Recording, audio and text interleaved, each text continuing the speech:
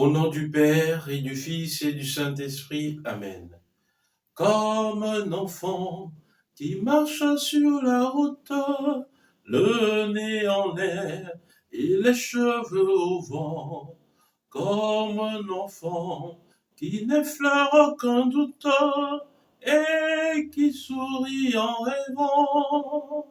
Me voici, Seigneur. Me voici comme un enfant, me voici, Seigneur, me voici comme un enfant.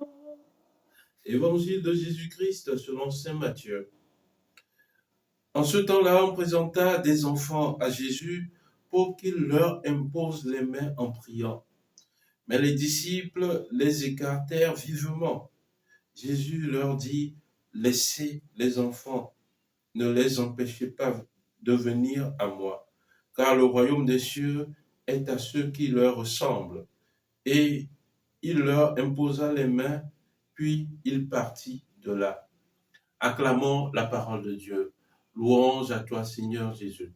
Bien-aimé de Dieu, paix et joie à vous.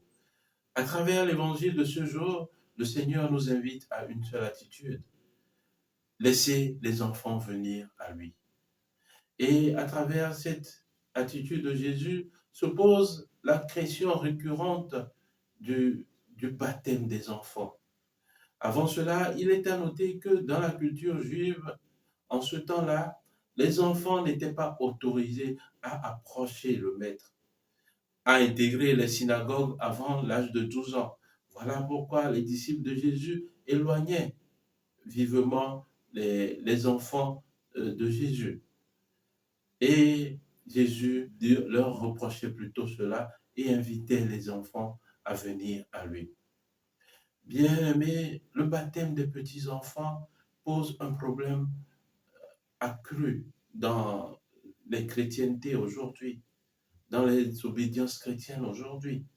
On reproche souvent à l'Église catholique de faire baptiser les enfants. Mais appuyons-nous sur ce verset. Laissez les enfants, ne les empêchez pas de venir à moi, car le royaume des cieux est à ceux qui leur ressemblent. Bien-aimés de Dieu, est-ce que les esprits mauvais demandent notre autorisation avant de s'en prendre à nos enfants? Alors pourquoi le Dieu, qui est le Dieu très bon, ne voudrait pas que les enfants viennent à lui? Pourquoi le Dieu très bon ne voudrait pas communiquer sa vie à ses enfants dès le bas âge? Est-ce qu'il faut véritablement laisser un enfant grandir à l'état adulte avant de décider ce qui est bon pour lui? En termes de foi, nous ne laissons jamais les enfants choisir ce qu'ils doivent porter d'ailleurs, ou quelle école ils doivent fréquenter. Nous voyons en tant qu'adultes ce qui est bon pour eux. Et nous aussi, je donnais tout à l'heure l'exemple des esprits mauvais. Quand les esprits mauvais s'attaquent aux enfants, c'est sans notre autorisation. Alors pourquoi Dieu n'aimerait pas communiquer sa vie à ses enfants? Pourquoi Dieu ne voudrait pas délivrer ses enfants dès le bas âge? Est-ce qu'il faille laisser ses enfants jusqu'à l'état adulte avant qu'ils ne décident de s'engager, oui ou non, pour la religion chrétienne? Bien-aimés de Dieu, ressaisissons-nous. Ne ramons pas à contre-courant de la doctrine de l'Église. Laissez les enfants venir librement à Dieu. Et deuxième chose de cette méditation, c'est le rôle des parents auprès des enfants.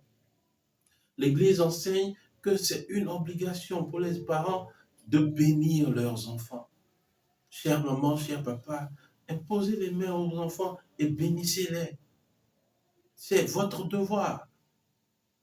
Que par la méditation de cet évangile, nous rectifions mieux le tir par rapport à notre chrétienté. Et que Dieu Tout-Puissant vous bénisse, lui qui est Père et Fils et Esprit Saint. Amen. Excellent week-end et que la bonté de Dieu demeure avec vous. Amen.